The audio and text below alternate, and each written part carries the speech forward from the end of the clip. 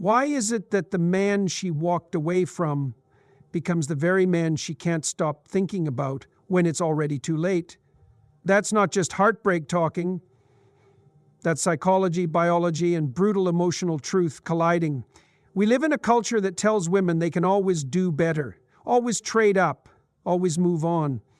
But what they don't tell them is what happens after. After they walk away from a man who was growing, who was loyal, who was just beginning to rise. The greatest regret often comes not when a relationship ends, but when she realizes she left the man who became everything she secretly wanted. And the tragedy? She didn't lose you at your worst. She lost you right before you became your best. This isn't a game. This is a mirror, and if you've ever been discarded, doubted, or diminished, this message isn't just for her to hear. It's for you to remember who you are becoming and why she'll regret losing you more than you think. Why do we stay in relationships that make us smaller, weaker, less of who we are? Why do we tolerate lukewarm affection, half-truths, and emotional distance just to avoid being alone? That's a brutal question, and most people won't face it. They'll bury themselves in distraction, in social media validation, in surface-level intimacy, because confronting the truth that they've become prisoners of their own fear is too much to bear. But here's the thing. If you're not growing in your relationship, you're dying slowly, quietly. You're dying every time you silence your voice to keep the peace, every time you betray your values for temporary validation, every time you let resentment fester because you're too damn afraid of conflict. That's not love. That's psychological self-destruction. Now contrast that with a relationship where honesty reigns, where both of you are willing to say, this is where I stand, this is what I need, this is what I expect, and I'll hold you to the same standard. That's dangerous, but it's real, and real is where transformation begins. People think commitment is confinement. No, commitment is the only thing that can set you free, because it forces you to show up fully. It demands that you become someone worth staying with, and that's where the work begins. That's where growth happens, not in comfort, but in challenge. And this isn't just philosophical, it's deeply psychological. Carl Jung talked about the necessity of confronting the shadow. That applies to relationships too. If you're not honest about your darker impulses, your jealousy, your insecurity, your need for control, they'll manifest anyway, but in poisonous ways. Passive aggression, manipulation, withdrawal. You'll sabotage the very thing you say you want, intimacy. Why?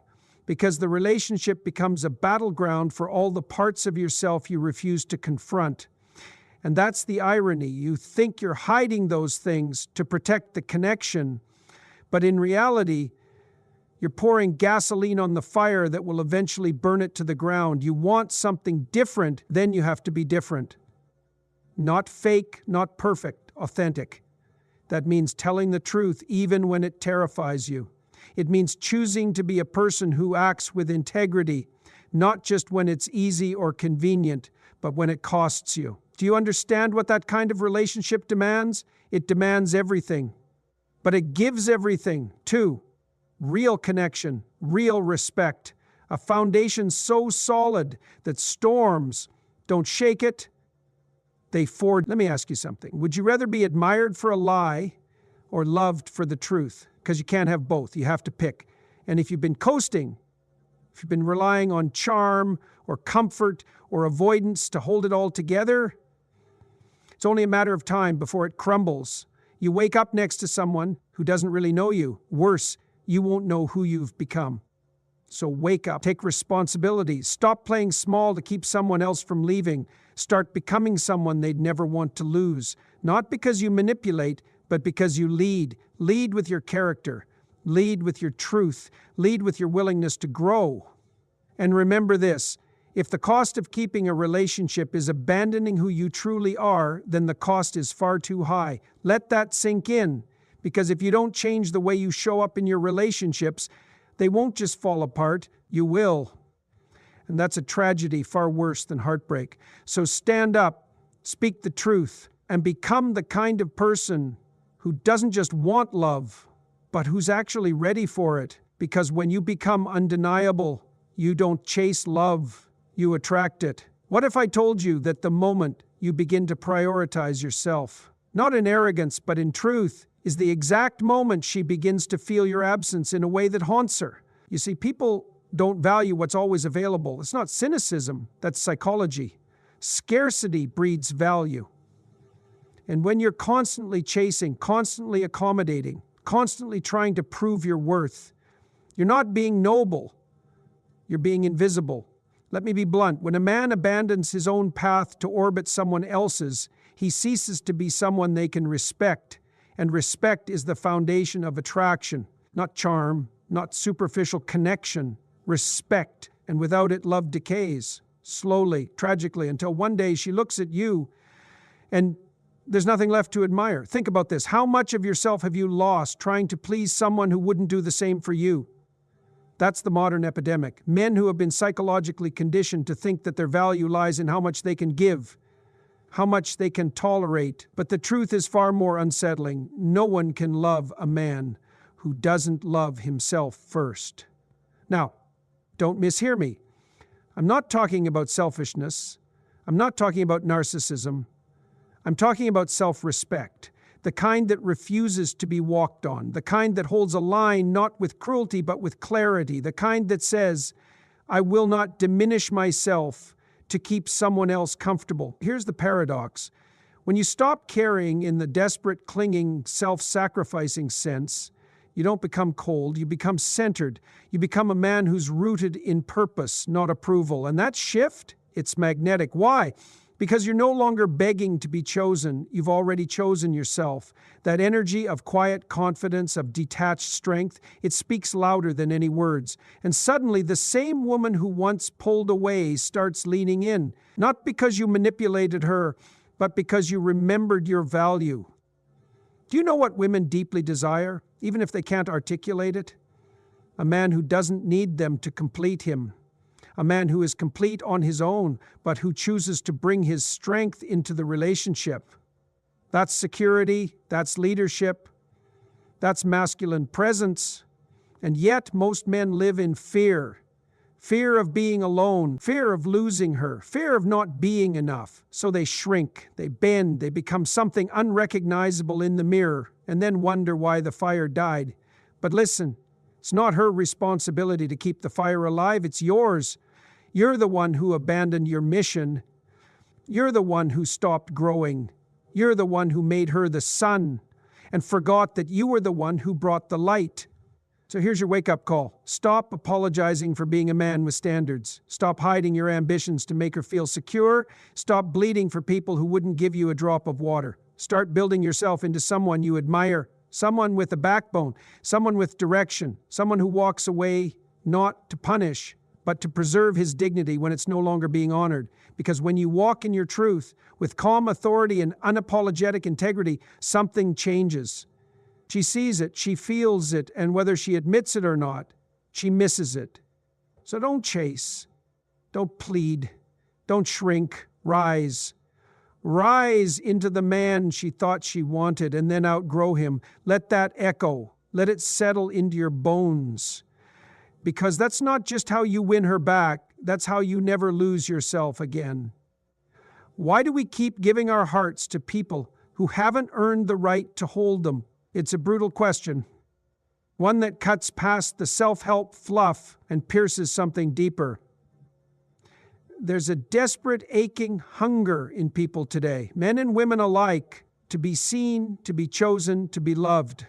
And yet we ignore the fact that love, real love, is not given freely to the unprepared. It's earned. And the cost is responsibility. Now listen closely, because this is where it hurts. When you invest in someone who doesn't respect you, you're not just wasting time. You're slowly murdering your self-worth. One decision, one compromise, one excuse at a time. You don't lose yourself all at once. You bleed out slowly. Through every moment you tolerate what you know is wrong. Do you understand what that does to your psyche? When you betray your own values to keep someone who's not willing to grow, you become complicit in your own destruction. And here's the terrible paradox. The more you chase love at the cost of your truth, the less lovable you become. Not because you're unworthy, but because you've stopped standing for anything. Do you think that breeds attraction? That kind of self-abandonment? No, it breeds resentment, confusion, emotional volatility, and eventually, silence. The kind of silence that feels like a graveyard where your identity used to live. Let me tell you what women and people in general are actually drawn to. They're drawn to clarity, to strength rooted in vulnerability, to a man who can look them in the eye and say, "This is who I am, this is where I'm going. Come with me or don't, but I won't lose myself to keep you." That's power. That's leadership. That's what builds trust. Because here's psychological truth. When you are grounded in your mission, your values, your discipline, your integrity, you become unshakable. And unshakable people are rare. And what's rare is valuable. But instead, what do most people do? They fold. They compromise. They get so afraid of being alone that they cling to toxic patterns. They stay in dead relationships, hoping that love will somehow fix what cowardice refuses to confront. Let me ask you something. What's the price of staying small to keep someone comfortable?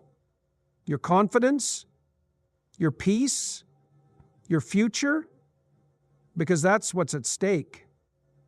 Every day you tolerate less than you deserve, you teach the world and yourself that your needs are optional, that your vision doesn't matter, that your soul is negotiable. And if you think that goes unnoticed, you're dead wrong. People feel when you've abandoned yourself. They may not say it out loud, but subconsciously they withdraw. Their respect wanes, their attraction dies, and then they leave, and you're left wondering why. So here's the uncomfortable truth. The most dangerous thing you can do in a relationship is lose your center. If you want her to follow you, you have to know where you're going. If you want to be respected, you must first respect yourself enough to walk away from what's not aligned. And if you want love that's lasting, it has to be rooted in something stronger than fear. It has to be built on truth. Because in the end, you don't attract what you want, you attract what you are. So stop negotiating your worth. Stop diluting your standards to avoid being alone. Stop apologizing for wanting depth, meaning, and purpose. Stand firm, speak your truth, live your values ruthlessly. Because if you don't build a life you're proud of, no one will chase you. They'll pity you, and the only thing more painful than being alone is being in a relationship where you still feel invisible. Be someone they'd regret losing, not because you played games, but because you finally remembered who the hell you are. What happens when the person you gave your heart to finally realizes your absence hurts more than your presence ever did? Let that sink in for a moment. Because that's not just some poetic line. It's a reality millions of people experience every single day. You walk away. You gather the shattered pieces of your dignity. You rebuild your soul brick by brick. And only then do they finally see the weight of what they lost. But why does it work that way? Why is it that people often don't appreciate the value of something until it's gone? Here's the truth most won't admit. We don't perceive value in what we believe we have unlimited access to. It's a law of human psychology. When something is always there, always forgiving, always bending, always accommodating, we stop seeing it as sacred. We start treating it as expected. And what's expected is rarely respected. The tragedy, of course, is that so many people keep giving without boundaries, thinking it's love. But love without boundaries isn't love, it's martyrdom.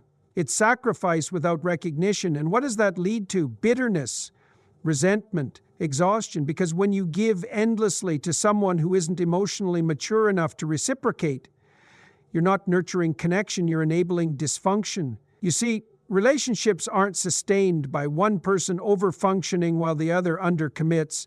They thrive when both people grow, when both people stretch into responsibility.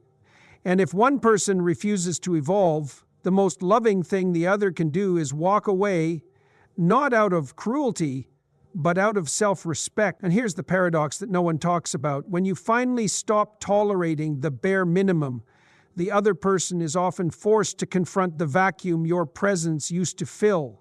And that vacuum? That's not just emotional emptiness, it's existential. It's the quiet realization that they lost someone who was willing to love them through their mess, through their fear, through their avoidance. But they never stepped up, they never took the risk to meet you where you were. And when you left, they were left to face the reflection of their own cowardice. Now listen, this isn't about revenge. It's not about manipulation. It's not about pretending not to care so that someone comes running back. That's childish. That's insecure. This is about something far deeper. It's about reclaiming your life force. It's about becoming someone whose presence demands respect, not through arrogance, but through integrity, through alignment, through the quiet, fierce confidence of someone who knows they've done the work and refuses to settle for anything less. You must understand, your energy is currency. Who you are when you're clear, healed, and focused is rare. And what's rare, it becomes irreplaceable. So, stop begging people to see you. Stop chasing people who only realize your worth once you're no longer around to make their life easier. Stop shrinking yourself to fit into the space someone else refuses to grow into. Become someone who lives so fully, so honestly, that your absence becomes the greatest lesson they'll ever learn. And when they finally sit alone in the silence you left behind, when they feel the echo of your loyalty, your fire, your presence, that's when they'll realize they didn't just lose someone who cared. They lost the one person who would have gone to war for them. But you don't go to war for someone who surrenders to their fear. You walk away and become the victory they'll never get back. Why is it that the moment you become everything she thought she wanted, you're no longer what she can have? It's not a riddle, it's a brutal reality. Because the second you stop needing someone to validate your worth, that's when your worth becomes undeniable. That's when the chase begins, not because you played a game, but because you finally became the kind of man who doesn't have to play one. You see, so many relationships are built on illusion, on need, on a quiet desperation to be accepted, to be loved, to be enough. And in that desperation, you sacrifice the very thing that makes you magnetic, your self-respect, your mission, your depth. You become a shadow of your potential, hoping someone else will love the outline. But let me tell you something most won't dare to say. You don't become desirable by chasing her. You become desirable by chasing your purpose, and it's painful, it's lonely, it's disorienting. Because that means you stop measuring your worth by someone else's attention. You stop waking up hoping for a message, a glance, a breadcrumb of affection. You wake up to war. The war for your future. The war for your discipline, the war for your soul. And here's the kicker, it's when you finally stop asking, why doesn't she see me, and start asking, why did I forget to see myself, that everything changes. Do you understand how many men never get there? They live their whole lives bending, pleasing, chasing ghosts of affection because they were taught that their value comes from being chosen. You were born to choose, to build, to become. And in becoming, you transform the entire dynamic. Because suddenly, you're no longer the man waiting at her emotional doorstep.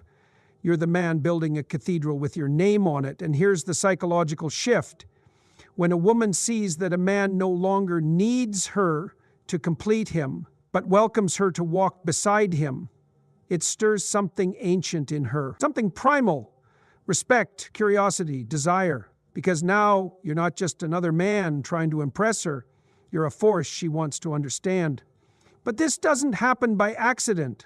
It happens through the fire, through solitude, through that aching moment when you realize, I have been living beneath my potential just to avoid being alone. And that's when the real work begins. You start lifting, not just weights, but burden. You start reading, not to look smart, but to understand truth.